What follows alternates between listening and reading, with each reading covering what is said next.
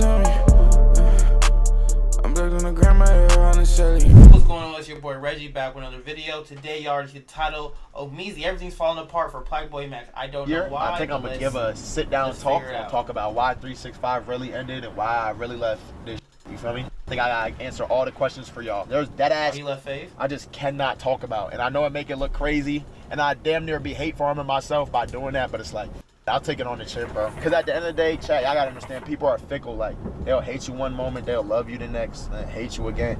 That's why I just gotta do this for y'all, because y'all supported me through all this. Max, you may not be able to say it just yet, but I'm here to speculate. Ever since Max left the FaZe clan house, I've been seeing some cryptic stream highlights and clips of him saying some things that really have me questioning a bunch of different things. And honestly, I know that there's a bigger picture behind closed doors. Guys, I am a loser. I don't do shit except sit on my couch and study shit and plan shit in my free time. I don't talk to people. It's bad. I'm gonna change that. Y'all gotta help me make friends. But you just had friends in the FaZe house. I'm so lost. It just seems like Max is going through his own trials and tribulations that are in plain view, but nobody's really talking about it. Nobody's really addressing it. And for all the friends that he had in the industry, nobody is really saying anything. Now, before I get into any sort of backstory as to how we potentially even got here, I do want to give this caveat. I'm working on a video, or maybe two videos about the state of streaming currently and how it is very, very stressful, a more stressful form of content creation. Max isn't the only one that I've Nobody's really sitting at home and just vibing and streaming. Everybody's trying to do like IRL, big events. Like Kai has upped it and upped the level, but like nobody is really just sit and play the games. The people I watch, mainly RDC, Berleezy, they sit at home and play the game. They don't always do IRL shit. Like nobody's really like in terms of like people that want to be the top numbers. But like if the type of streamer I want to be is like I just want to have my community, you know, build my way up, my followers and stuff, and then like meet and then like stream other people like Berleezy, like some bros, like REC, like be a part of those communities, just sitting at home. I don't want to do all that IRL crash stuff. out Like, over the past couple of months. He's just consistently been on air. But if we look at him, if we look at the stuff that's going on with Phantom, if we look at the stuff that's going on with Banks, if we see why Bruce hasn't been back, there's a lot of streamers out there that have been staples in the community who either aren't visible at the moment, are going through public crash outs, or are just saying screw all this. Views are down, mental health is down in this space, and honestly, burnout probably is the smallest version of the word that we should be using for what's going on, but we'll get into that in another video. The reason why this Max stuff is so strange to me is because literally just a year ago, he was hitting incredible highs in his streaming journey. Like his subathon last year saw him get the 5th most subbed person on Twitch. Like he was at the top. All those group trips, Hawaii, when you would take us, you know what I'm saying? Every day during quarantine when you would wake up, it was just me in the house, and you would make sure to give me a hug every day in the morning. I appreciate that. You know, I just want to let you know, I would never take it for granted, you know, and I always got you. I appreciate you guys for always being there for me. Have you missed on one day yet? Dabo, I'm gonna call you back. You haven't missed one day, right? Nah, no days missed, bro. No days off. But you're on track to get streamer of the year, real talk. I would love to see that. I would love to see that. Congratulations to my nigga Matt Chat. My dog hit 140K. Oh, I'm blocking that nigga gonna be streamer of the year, bro. And if he don't, he gonna finish top 2, top 3. I don't care. He gonna be streamer of the year. And what's so cool about it is that nigga is gonna become streamer of the year doing the same shit he's always been doing, making music, gang. Whether it was having some of the bigger streams with some of the biggest artists and making crazy big moments, or it was winning awards at any of these streamer award events, PlaqueBoy Max was posed to be one of the top streamers in 2025. No small feat. I'm literally talking about being up there with the Kai and Speeds. That was the conversation. But despite all that momentum that he had going into the year 2025, and as the summer closes, as we are in the middle of September, those things didn't really pan out. Something happened, and it probably started with that whole Banks Aiden situation. There was drama behind scenes, and then ultimately him leaving the FaZe house. All that momentum from 2024 didn't carry into 2025 though, and there have been a lot of things that happened, but here we are, middle of the summer, and it just seems like there's something off with him as a streamer. Again, I think there's a bigger picture, but specifically with him as a streamer. And I started to really notice it when he left the FaZe house. Y'all gotta understand there's a lot going on, so in my head, like, I'm just trying to figure out, map out what life is gonna be like and how shit gonna work, feel me? Like, I'm like, hey God, if I'm making the wrong decision, Let me know. If I'm fucking up, let me know. Now, a lot of the stuff that Max has given us over the course of the year has been pretty vague, but we can kind of speculate based on the state of streaming and what he's been saying as to why this might be happening. Friend of the show, Good Bud Tevin, kind of gave us a peek into what potentially could be happening. How do these streamers keep giving so much of their lives to the streaming content that not only are they not being able to build things outside of the world, but they're not even taking care of their internals, their mental and their physical? I was close to getting into it, you feel me? But like, bro, like, I'm not gonna lie, like, I realized that I can't be doing that, bro. If I was to get into this relationship, I would sabotage PBM 2025, 365. I would sabotage this shit. There's no way I could get in a relationship. No bullshit. True, There's you can't no way. stream every day of the year. I'll be right back. Go down.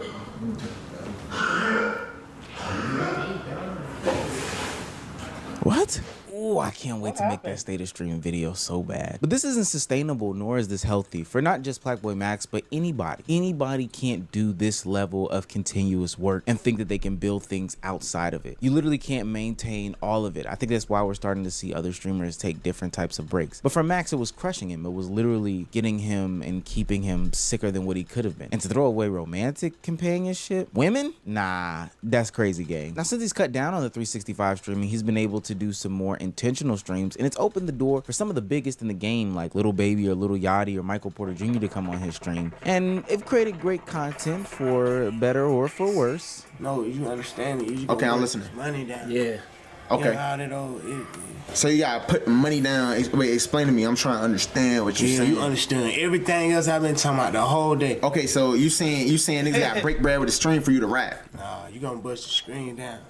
Wait, Half today. We splitting. Okay, so we split the stream revenue the for the day. revenue For the day. That's for what you to we do. rap. Yeah. Then don't rap, nigga. I be tweaking, she get wet, she gon' wait for me. And that's cool and all. He is living some of his dreams. Basketball, Jaylen Brown, you know, Michael Porter Jr., rap, Lil Baby, Lil Yachty, the Concrete Boys. But that still doesn't address the biggest elephant in the room. What happened with him and FaZe and his love/hate relationship with streaming? One thing I would say about streaming is way less like unified, bro. That's the worst part about it. This shit not together. Niggas just be doing their own thing. Like niggas, you know what I'm saying? Like they don't feel together. I remember in 2021, niggas would all be live. Niggas might all be in the Discord calls, some lit shit. I remember it was Kai, Bruce, Rage, Silky, and Rat in a Discord call. Like shit like that don't happen. Niggas be all doing their own shit, or niggas beefing, or niggas got problems with each other. It was all the bros. We was all in the basement, and you was just talking about some shit like, what did you say? You said some shit like, damn, Max, I thought you was finna be the one. You fell off. Nigga, you talking like a viewer, like a chat nigga. Like, you feel me? Facts. Rage is my boy, but since he's saying this on stream, I'ma just also say it on stream. This is my brother. Like, I fuck with Rage. But, like, it's facts, though. So, just like you saying that, yeah, we all part of the problem. We all competitive. It's cool, though. I think competition is good for this shit. But I'm just saying, we should all be unified as streamers. I can't even see you, but I haven't heard you say a fucking word. I ain't gonna lie. I would've left you. Lame ass niggas. Hey Max, bro. Max, Yo, are you okay, man? nah, bro, come on, bro. I'm chilling. But I dare dude gotta leave. I'm not gonna lie. I gotta do shit with Navo, so I'm gonna hit y'all later, alright? Alright, bro. Alright. Max. Now, we'll get a lot of the full insight as to what happened later on when Max sits down and has his big tribunal calls, meeting of the minds, whatever he does where he announces what happened. But from my speculation and my guesstimation is that this is kind of multifaceted. I think that a lot of attempts to shoehorn something or some people that weren't necessarily cool with each other in the beginning is a part of the problem. I think the stakes are higher. I think the commitment is just bigger. I think that there is a intentionality behind streaming in which it wasn't before, which means that you got to do some stuff that you don't want to do. This stuff becomes a job. I know people don't want to hear that about creators, but some of the cringe stuff that you have to do because it's viral at the moment is stuff that you just have to do, even if you don't like it. And also being live 24/7, 365 for X amount of years can honestly become mentally draining. I know it's not technically 24/7, but you understand what I'm saying. And what people also forget quite often about these streamers is that they are kids. And I know in my formidable years, like they are going through in their early 20s, I was making mistake after mistake, left, right, and sideways. And it didn't take me until about my mid to late 20s to really put it all together. But so having all this on public display for everybody everybody to judge your every single move because this is what my job dictates can be very, very, very stressful. And to be honest with you, they're still finding themselves. I know if I stuck with what I was sticking with at the beginning of my 20s, I would not be here today. So it's good that people are giving themselves opportunities to, you know, branch out and try different things, even if it means changing up on who they once were. And with that being said, sometimes you gotta go through a rebrand. So it makes sense why PlaqueBoy Max would do something that a lot of streamers didn't do, and that's deleting their Twitter community. Niggas have an opportunity, bro. I will be deleting the com. That is the first point of doing this shit and rebuilding it the right way, bro. No cap. I'll be deleting the com. And yes, I'm making a new one. Yes, of course. With y'all niggas. And we overly tight on this shit. If you're not 5-star, get the fuck out the com. I know, peak unemployment, minuscule looking news, but we know that Twitter communities can harbor toxicity and hatred and all these other bad vibes and bad feelings. And Twitter communities can create the division that streamers probably don't want to have with their community or other guests or whoever the case may be. So deleting it is actually a bigger deal because it's almost like, and here, stay with me, it's gonna sound crazy, it's deleting a part of you that once existed. I know that sounds a bit extreme, but trust me, there's some validity to deleting a Twitter community being linked to a change in who you are as a person. But now that Max is going down this path of becoming somebody new and discovering himself, he's gonna realize that it is very much lonely. I'm gonna give a little aside and put a bow on the end of the video with this message to him, but I went down a similar path in my 20s, and as a very sober person who doesn't partake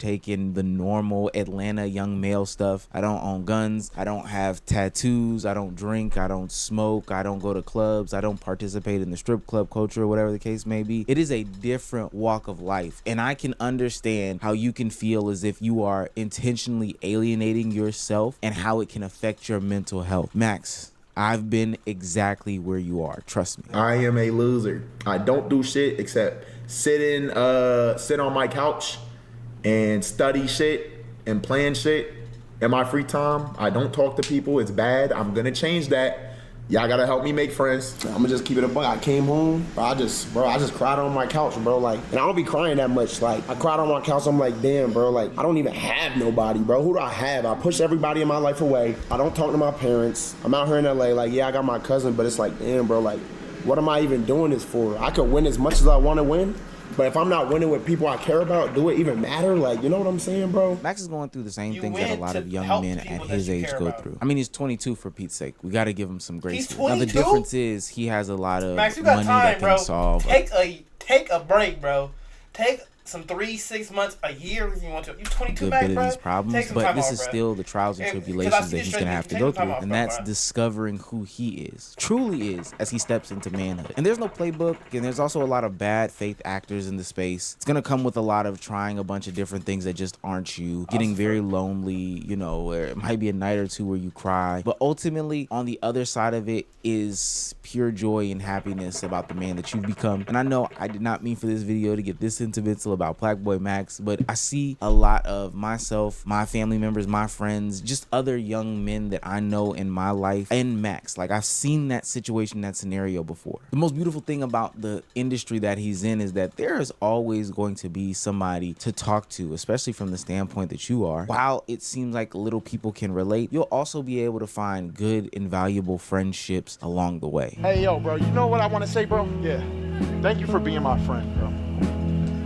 Nigga, I don't got no friends. I'm not gonna lie. What type of emotional shit you on? Nigga, I don't got no friends.